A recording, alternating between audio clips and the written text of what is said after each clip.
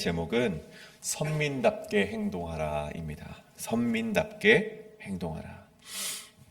제가 한국에 이 군 복무 당시에 휴가를 나가게 된 적이 있습니다. 굉장히 많은 휴가를 나갔었는데 이 휴가를 나갈 때마다 이 당직 사령에게 가서 보고를 해야 됩니다. 그러면 이 당직 사령, 당직 사관은 이제 휴가를 나가서 하지 말아야 될 행동들과 조심해야 될 어떤 행위들을 이렇게 우리에게 말을 해주곤 했습니다. 그 내용은 이제 이런 것이죠. 너희 나가서 품위를 유지해야 한다. 그리고 나가서 어떤 일반인들과 시비가 붙었을 때 어떻게 대처를 해야 한다. 바로 이쪽으로 연락을 해야 된다. 라든가 아니면 또 상시적으로 내가 어디에 있는지 부대에 전화를 해서 보고를 해야 된다. 이러한 경고와 이러한 조언들을 해주셔서 꼭 지키게 하였습니다. 근데 그 휴가를 나가는 그 병사들 마음 가운데 그런 조언이 들어올까요? 그렇지 못하죠. 머리로는, 귀로는 듣고 있지만 마음은 이미 휴가를 떠난 상태였기 때문에 그 조언들과 그 경고들을 잘 마음에 새겨듣진 않았습니다. 그래서 이 조언들을 대수롭지 않게 여기고 생각보다 많은 군인들이 나가서 이제 경고를 받게 되고 밖에 있는 헌병들을 통해서 경고를 받게 되고 돌아와서 혼나는 경우가 굉장히 많이 있었다는 것입니다. 혹 군복을 풀어헤치며 다닌다거나 혹 군인들은 이제 모자를 꼭 쓰고 다녀야 되는데 한국 군대에서는요. 이 모자를 벗고 다닌다던가 아니면 이 군복을 입고 술이 취한 채 다닌다거나 아니면 일반인과 싸운다거나 뭐 그러한 일들을 그들이 그 마음속에 그 서약을 잊은 채 행동을 했고 결국 그들이 헌병대로 끌려가는 것을 굉장히 많이 본 적이 있습니다. 근데 중요한 것은 이들은요 그냥 일반인의 형법보다 더 큰 법인 군법으로 그들이 치리를 받는다는 것입니다. 그들이 그 재판을 받는다는 것이죠. 왜냐하면 그들의 죄가요 단순히 그냥 시비가 붙어서 싸웠다는 것, 단순히 저처럼 옷을 이렇게 풀어 헤치고 다니는 그런 정도의 죄가 아니라 그들은 군 명예를 실추시킨 죄목이 있는 것이고 더 나아가서는 군 안보를 위협하는 문제가 될 수 있다라는 죄목을 가지고 그들은 더 큰 군 형법으로 그들이 재판을 받게 된다는 것입니다. 저는 이 사실이요, 이 이야기가 우리 그리스도인들에게도 동일하게 적용될 수 있음을 말씀드리고 싶습니다. 오늘 본문에서 등장하는 이스라엘과 유다는요, 하나님께서 특별히 선택하신 백성이었습니다. 10절의 말씀을 보십시오. 10절의 말씀처럼 그들은 하나님으로부터 은혜를 입은 자들이었으며 하나님의 선민이라는 특별한 신분을 부여받은 것이 바로 이 이스라엘의 백성들이었습니다. 그렇기 때문에 그들이 하나님의 백성으로서 책임을 잊고 죄를 지었을 때 이 주변 이방 민족들과 동일한 기준으로 하나님께서 그들을 심판하지 않으셨다는 거죠. 하나님께서는 그들의 죄를 보셨을 때 더욱 엄중한 책임을 물으셨다는 것입니다. 왜냐하면 하나님께서는 그들에게 더 큰 은혜를 주셨고 더 큰 기대와 사명을 맡기셨기 때문입니다. 여러분 누가복음 12장에서 예수님께서 제자들에게 이런 말씀하십니다. 이 주인과 종에 대한 이 비유의 말씀을 해주시는 것이죠. 47절, 이 12장 47절에 보면 이런 말씀이 있습니다. 주인의 뜻을 알고도 준비하지 아니하고 그 뜻대로 행하지 아니한 종은 많이 맞을 것이요 알지 못하고 맞을 일을 행한 종은 적게 맞으리라. 무릇 많이 받은 자에게 많이 요구할 것이요 많이 맡은 자에게는 많이 달라 할 것이니라.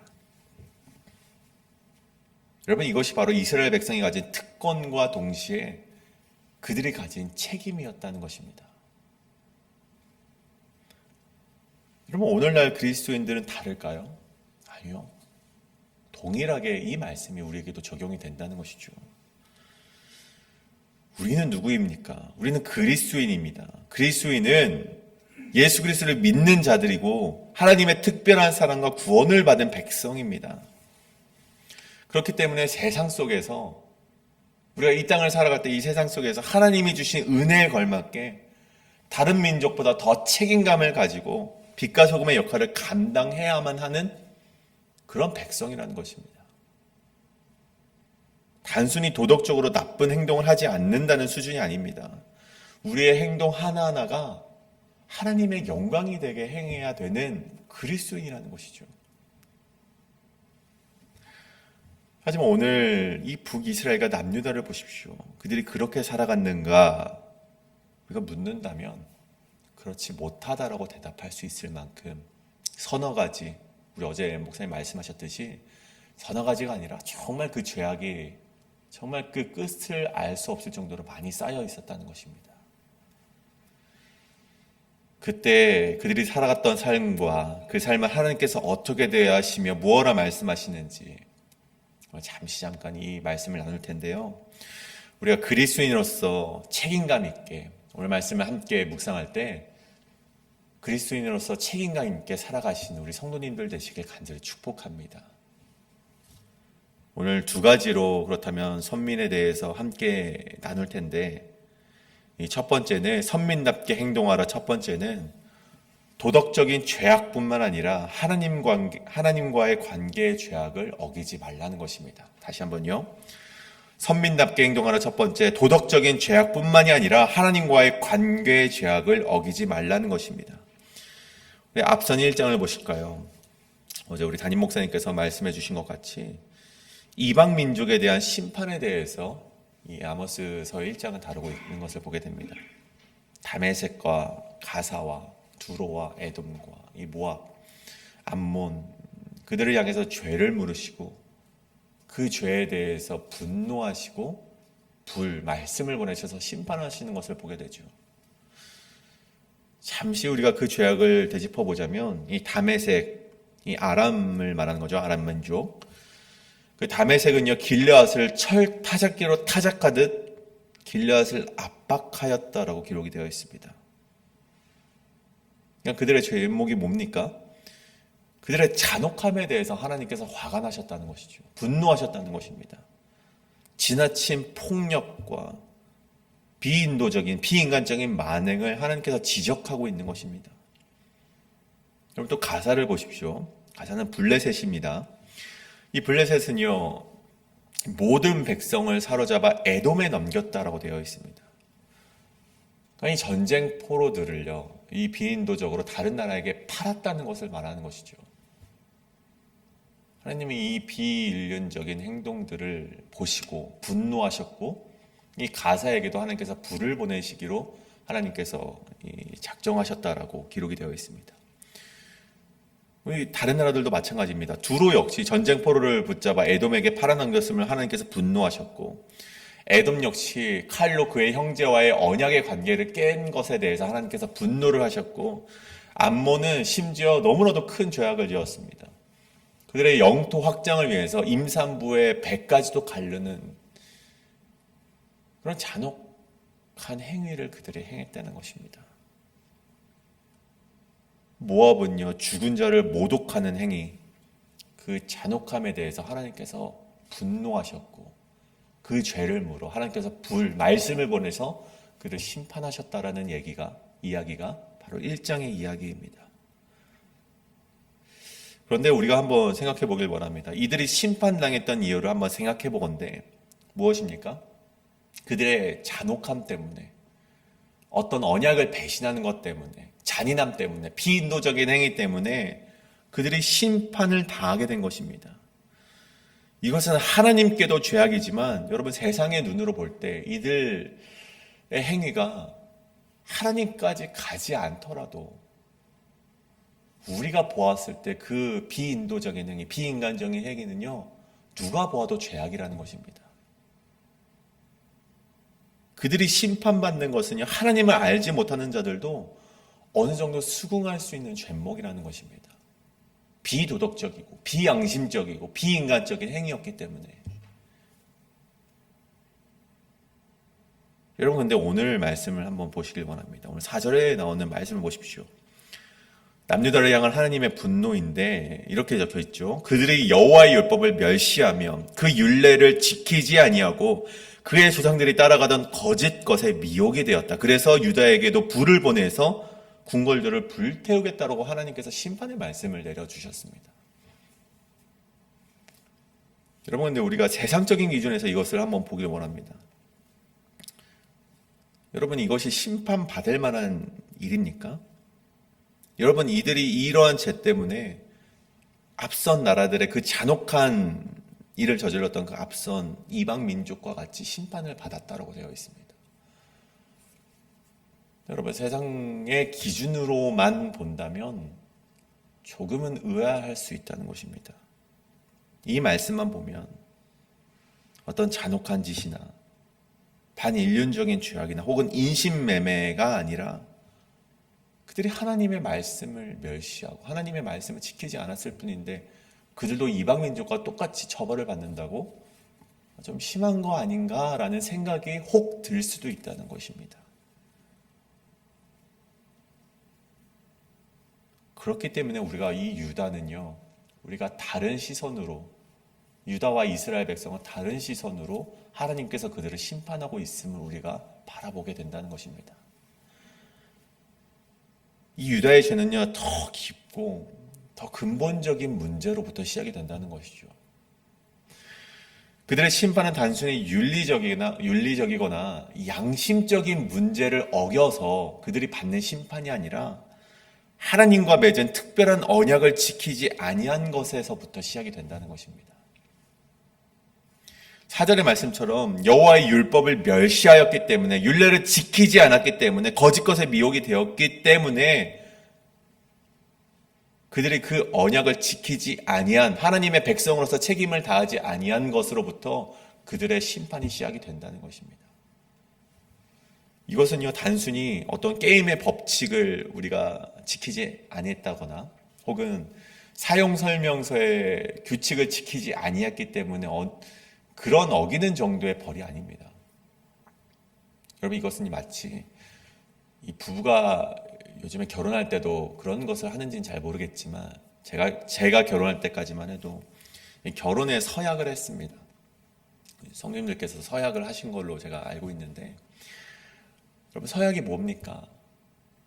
사실 그 내용을 보면은 비슷합니다. 서로를 존중하겠다. 서로를 머리가 팥불이 될 때까지 사랑하겠다.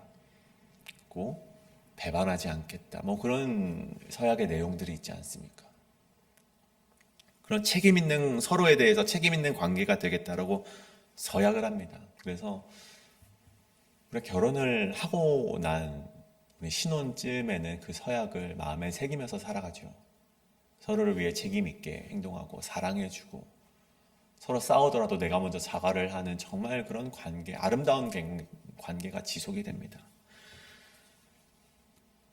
그런데 한 5년, 10년이 지나면 그 서약을 계속해서 기억하는 사람도 있겠지만 대부분의 사람은 그 서약을 잊고 살아간다는 것입니다.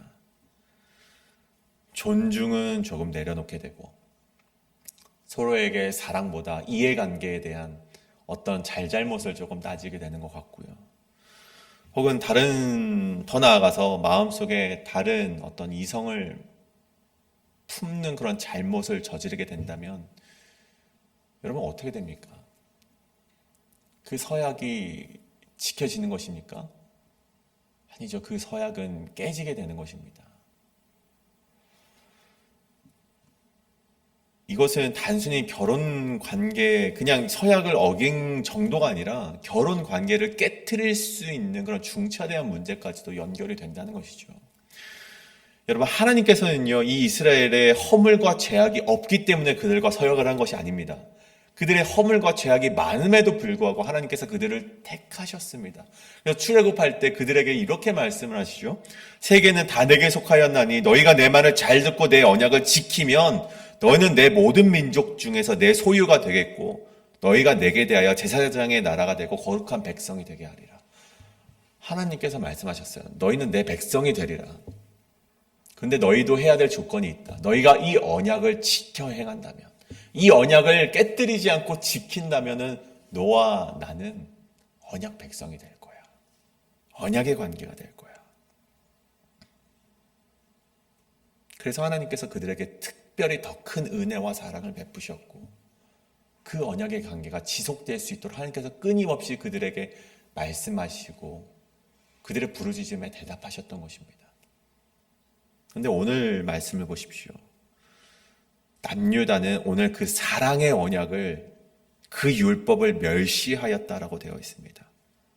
이 마스, 멸시라는 마스라는 단어는요, 거부하다, 버리다라는 뜻도 가지게 되는데 이 백성이 하나님이 주신 약속, 그 언약, 율법을 거부하고 버렸다는 것은요, 하나님과의 관계를 끊겠다라는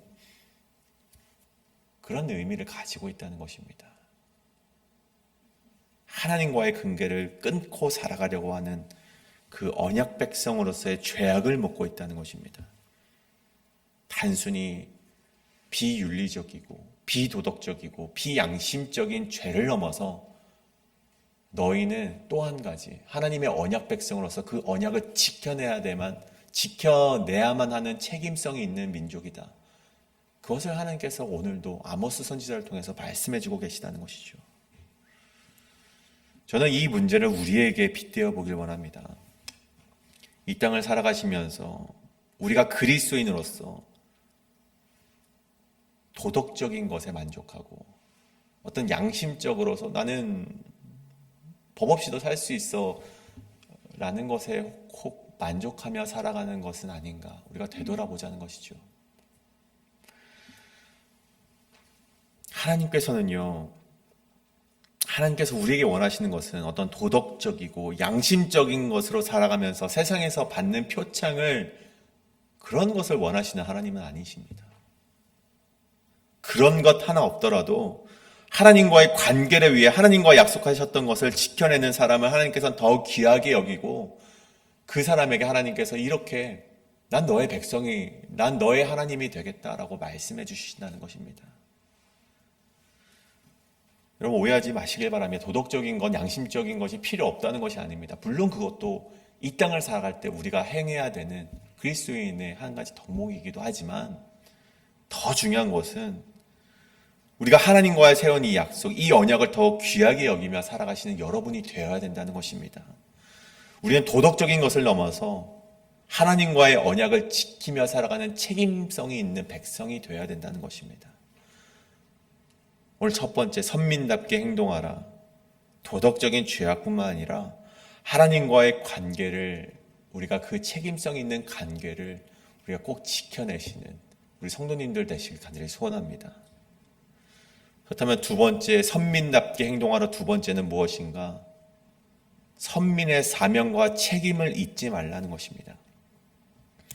우리 앞서서 이 하나님과의 관계에서 책임성 있는 관계가 되어야 되는 것, 그것도 중요하지만 이 두 번째는 선민답게 행동하라. 두 번째는 선민의 사명과 책임을 잊지 말라는 것입니다. 오늘 남유다의 심판의 메시지를 던지고 그 아래에 바로 나오는 것은요, 이 북이스라엘에 대한 심판의 말씀입니다. 이 북이스라엘은요, 우리 앞서 1장에서 나왔듯 여로보암 2세가 그 나라를 통치하고 있었는데 그 나라가 굉장히 번영하였습니다. 정치적으로는 안정이 되었고요, 무역이 굉장히 활발하고 물질적으로 어려움이 없는 시대였습니다. 그런데 그때 하나님께서 평신도 지도자였던 이 목자였던 아모스를 세워서 이 북이스라엘에게 심판의 메시지를 던졌다는 것입니다. 왜 이 아모스를 들어서 심판의 메시지를 선포하게 하셨는가? 왜 잘 살고 있는데 북이스라엘이 아무런 어려움이 없는데 왜 그런 심판의 메시지를 던지셨는가? 보면 그들에게 있는 이 번영 때문에, 그들은 선민의 사명을 잊고 살아가기 때문에 하나님은 그들에게 심판의 메시지를 던지셨다는 것입니다. 그들에게 있는 이 번영 때문에, 축복이라고 생각했던 이 번영, 물질적인 어려움이 없음 때문에, 하나님을 잊고 살았기 때문에 하나님이 아모스를 세워서 그들을 심판하셨다는 것이죠. 남유다가 하나님의 언약을 버리고 멸시하는 죄악을 저질렀다면 북이스라엘은 하나님의 백성으로서 사명을 잊고 간 것에 그 죄목이 있었다는 것입니다. 여러분, 하나님의 백성으로서의 사명이 무엇입니까? 하나님의 뜻을 이 세상에 전파하는 것이 우리 그리스도인들의 하나님의 백성으로서의 사명 아니겠습니까? 거룩하게 살아가고 하나님의 사랑을 전파하고 이웃을 사랑하고 예수 그리스도를 믿는 것이 하나님의 뜻을 세상에 전파하는 것인데 오늘 이스라엘의 이 백성들은 그렇게 살아가지 못했다는 것입니다. 그러면서 나오는 말씀이 무엇입니까? 은을 받고 의인을 팔았으며 신 한 켤레 값을 받고 가난한 자를 팔았다는 그런 파렴치한 죄악을 지었고 힘없는 자의 머리를 티끌 먼지 속에 발로 밟았고 연약한 자의 길을 굽게 하였습니다. 레위기 19장에 보면 하나님의 백성은 이웃을 사랑하고 약자를 보호하라는 그런 하나님의 언약 율법을 받았음에도 불구하고 이들이 그렇게 하나님의 뜻을 펼치며 살아가지 않았다는 것이죠. 이뿐만이 아닙니다. 하나님께서 거룩하니 너희도 거룩하라라는 그 하나님의 명령을 그들이 어겼습니다. 어떻게 어깁니까? 아버지와 아들이 한 젊은 여인을 범하며 거룩한 이름을 더럽혔고 모든 제단 옆에 전당 잡은 옷 위에 누우며 그들의 신전에서 벌금으로 얻은 포도주를 마시는 행위처럼 그들이 거룩함을 잊은 채 하나님의 뜻을 세상으로 드러내지 않는 죄를 범했다는 것입니다. 앞서서 하나님의 언약 백성으로서 마땅히 해야 될 책임감을 하지 못했다면 이스라엘의 죄는요, 이 행함의 죄였습니다. 응당 하나님의 백성이라면 행해야 되는 그런 행동들이 있는데 그 행동을 하지 않음으로 말미암아 하나님의 이름을 더럽힌 죄가 바로 이 북이스라엘의 죄라는 것입니다. 물론 북이스라엘의 행위는 세상의 기준으로 볼 때 어찌 보면 양육강식의 법칙으로 당연하다는 듯 우리가 이해할 수 있을지 모르겠습니다만 여러분이 에베소서 4장 1절에 보면 바울이 이런 말을 합니다. 그러므로 주 안에서 갇힌 내가 너희를 권하노니 너희가 부르심을 받은 일에 합당하게 행하라.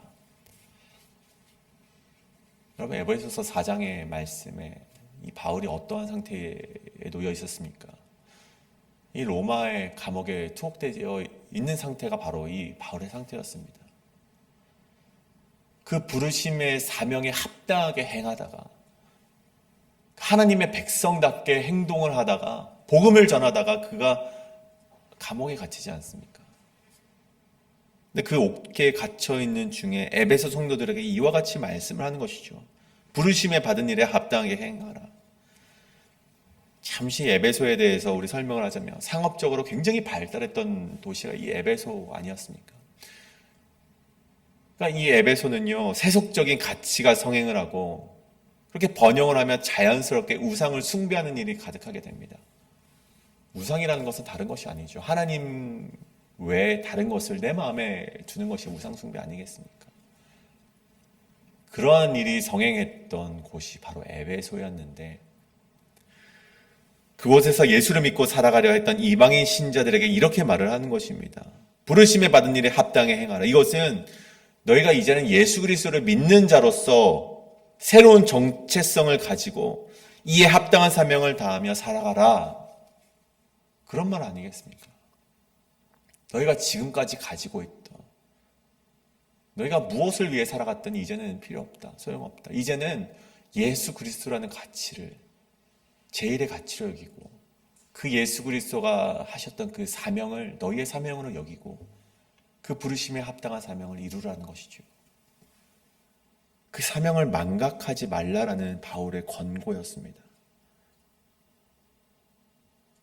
하지만 오늘 이스라엘 백성은 그 사명을 잃어버렸습니다. 그들이 타이틀은 선민일지는 모르지만 그들은요, 그들의 신전에서 약한 자들이 낸 벌금으로 그들은 포도주를 마시면서 진리어 행했고 또 약한 자 힘없는 자들의 머리를 짓밟았으며 정말 선민으로서 하나님의 백성으로서 행하지 않아야 될 행동들을 그들이 행해왔다는 것입니다. 사랑하는 성도님, 이때처럼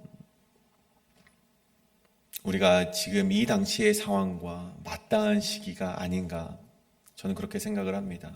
오늘날의 시대가 마치 이 성경의 시대와 다를 바 없는 시대를 살아가고 있지는 않은가 우리가 생각해 보게 된다는 것이죠. 이 땅도 이 말씀의 시대처럼 세속적인 가치가 이 세상을 지배하고 있고 우상의 숭배가 정말 만연하고 있고 경쟁과 욕심이 우선시되는 세상이 바로 오늘날 우리가 살아가는 세상입니다. 여러분, 이러한 세상 가운데 우리가 어떻게 하나님의 부여받은 정체성을 기억하며 살아갈 수 있겠습니까? 쉽지 않습니다. 여러분, 이것이 쉽다면 하나님께서 예수 그리스도께서 그렇게 우리에게 목 놓아 외치지도 않으셨을 것입니다. 굉장히 어려운 것입니다. 눈앞에 내가 이 길로 가면, 이 죄악된 길로 가면은 내가 번영이 약속되어 있고 내가 조금 더 성공할 수 있을 가능성이 높은 길을 포기하고 여러분 돌아가야만 하는 이 길을 누가 걸어갈 수 있겠습니까? 하지만 예수님께서 우리에게 그렇게 걸어가라고 부탁을 하지 않으셨습니까? 이 길로 가지 말고 너는 하나님의 백성으로서 내가 이 길로 가면 널 정말 축복해 줄게. 당장은 그 축복의 길이 보이지 않을지라도 내가 너에게 약속해 줄게 라고 그러한 약속을 믿고 걸어간 사람이 이 땅 가운데 얼마나 있겠습니까? 여러분, 결코 쉬운 일이 아니라는 것입니다. 하지만 여러분, 우리는 그 고난의 길을 걸어가야만 된다는 것입니다. 그것이 예수님께서 이 땅 가운데 오셔서 우리에게 부탁하신 하나님의 사명이라는 것이죠. 어렵지만 우리가 책임감 있게 빛과 소금의 역할을 감당하며 그 언약을 믿으며 선민답게 살아갈 때 하나님께서는 우리의 삶을 통하여서 영광 받으시고 우리의 삶을 통하여서 이 땅 가운데 하나님의 뜻을 펼쳐 나가신다는 것입니다. 저는 저와 여러분이 정말 이 세속적인 가치가 만연한 세상 가운데 정말 도덕적인 것, 양심적인 것을 훌쩍 넘어서 우리가 하나님의 백성답게 살아가시길 간절히 소원합니다. 또 하나님이 주신 사명을 감당하며 살아가기를 주저하지 아니하시는 우리 성도님들 되시길 간절히 소원합니다. 오늘 이 말씀을 새기며 받은 은혜를 기억하시고 선민답게 부르심에 합당하는 여러분이 되시기로 작정하실 때 하나님께서 여러분에게 더 큰 축복과 은혜와 하나님의 형통을 여러분에게 허락하실 것입니다. 그것을 믿으며 살아가시는 우리 성도님 되시길 간절히 축복합니다. 이 시간 우리 함께 기도하실 때 이것을 놓고 함께 기도하시길 원합니다. 하나님, 내가 세상의 기준을 훌쩍 넘어서 하나님의 백성답게 책임감 있게 살아가길 원합니다. 하나님이 주신 그 사명을 우리가 소홀히 여기지 않고 그 사명을 꾹 지키며 나아가는 내가 되게 하여 주시옵소서라고 이 시간 함께 기도하며 나아가시겠습니다.